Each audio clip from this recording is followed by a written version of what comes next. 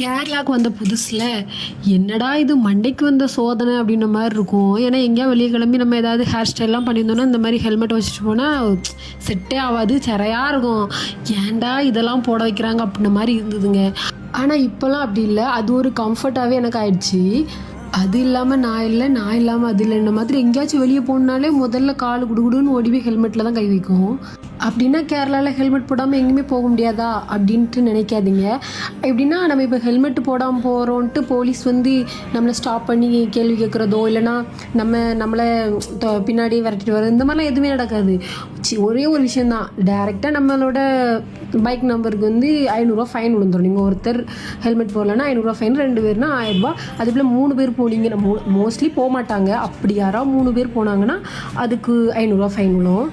பைக்கில் போகிறவங்களுக்கு தான் இந்த மாதிரி ஃபைன்லான்னு பார்த்தா காரில் போகிறவங்களுக்கு ஃபைன் உண்டு. நம்ம வந்து சீட் பெல்ட் போடலன்னா அதுக்குமே ஃபைன் பண்ணுவாங்க. உண்மையை சொல்லணும்னா தமிழ்நாட்டிலேருந்து கேரளாவுக்கு புதுசாக யாராவது வந்தாங்கன்னா கண்டிப்பாக வாயை தான் பொழப்பாங்க. அந்த மாதிரி இருக்குங்கலாம். எனக்கே ரொம்ப ஆச்சரியமாக இருக்கும். ஒரு மண்டையை கூட பார்க்க முடியாது, எல்லாம் ஹெல்மெட்டாக தான் இருக்கும். ஏதாவது ஒரு மண்டை இருக்காதா? ஏன்னா நான் வந்து வந்த புதுசாக தான் ஹெல்மெட் போட மாட்டேன்னா ஐயோ நம்ம மண்டை தான் வெளியே தெரியுதேன்ட்டு ஏதாவது ஒரு மண்டை நமக்கு துணைக்கு ஒன்று கிடைக்குமான்னு எட்டிட்டு பார்ப்பேன். ஒரு மண்டை கூட கிடைக்காதுங்க. எல்லாரும் ஹெல்மெட்டோட தான் போவாங்க. கேரளாவோட இந்த ரூல்ஸ் ரொம்ப சூப்பரில். என்னோட வீடியோஸ் பிடிச்சிருந்துன்னா ஃபாலோ பண்ணி வச்சுக்கோங்க.